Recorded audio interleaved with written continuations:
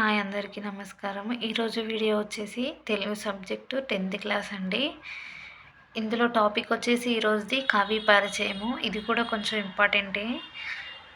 కవి పరిచయంలో పాకాల యశోదరెడ్డి గారి గురించి. ఆమె డేట్ ఆఫ్ బర్త్ 8/8/1921, 7/10/2007 ఆమెది. ఇవి డేట్లు కూడా కన్ఫామ్గా గుర్తుపెట్టుకోవాలండి. 88 అని ఉంది, ఈజీ గుర్తుపెట్టచ్చు. 1921 ఏదో ఒక లాజిక్గా గుర్తుపెట్టుకోండి. 7/10 అని అంటే ఈ రోజులో మనది ఎవరిదో ఫ్రెండ్స్ ఒక బర్త్డే అనేది కంపల్సరీ ఇయర్ అనేది మ్యాచ్ అవుతుంది. 10th మంత్ అని గుర్తుపెట్టుకుంటే ఆటోమేటిక్గా అర్థమైపోతుంది. ఈరోజు నేర్చుకునేది పాకాల యశోదరెడ్డి.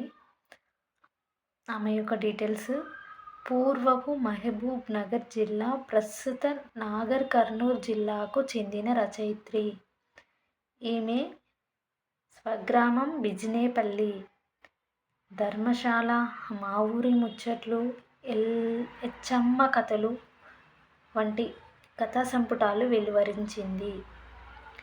ఎన్నో పరిశోధనాత్మక వ్యాసాలు రాసింది. అధికార భాషా సంఘం తొలి మహిళ.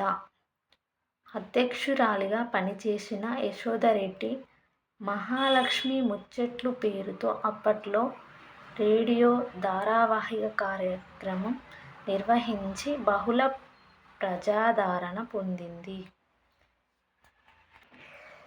ఇదేనండి టాపిక్లో. ఈ టాపిక్లో మెయిన్ గుర్తుపెట్టుకోవాల్సినది ఆమె యొక్క డేట్ ఆఫ్ బర్త్ 8/8/1921, 7/10/2007. అంటే తెలంగాణ రాకముందు మహబూబ్ నగర్ జిల్లా, ఇప్పుడు ప్రజెంట్ తెలంగాణ వచ్చాక నాగర్ కర్నూల్ జిల్లాకు చెందింది. ఆమె యొక్క గ్రామం వచ్చేసి బిజినేపల్లి. ఆమె రచించిన ఏం లేదండి, మా ఊరి ముచ్చట్లు, ఎచ్చమ్మ కథలు, ధర్మశాల. తర్వాత అధికార భాష సంఘం తొలి మహిళ ఎవరు? పాకాల యశోదరెడ్డి. ఈమెకి అప్పట్లో ఏదో రేడియో ధార్మిక ప్రోగ్రాం ఉండేది. అదేంటిది? మహాలక్ష్మి ముచ్చట్లు. ముచ్చట్లు అనగానే మాకు ఆటోమేటిక్గా అర్థమవుతుంది. ముచ్చట్లు ఎవరి ముచ్చట్లు? లక్ష్మీ ముచ్చట్లు, అంటే ధనం ముచ్చట్లు అనగానే మహాలక్ష్మి ముచ్చట్లు అనే కార్యక్రమం. ఇవి మెయిన్ పాయింట్స్ అండి. ఒకటి, ఆమె డేట్ ఆఫ్ బర్త్. రెండు వచ్చేసి ఆమె ఏ జిల్లాకు చెందింది, ప్రజెంట్ అంతకుముందు ఏ జిల్లా, ఇప్పుడు ఏ జిల్లా అనేది కూడా అడగవచ్చు. ఆమె యొక్క స్వగ్రామం ఏమిటి? బిజినేపల్లి.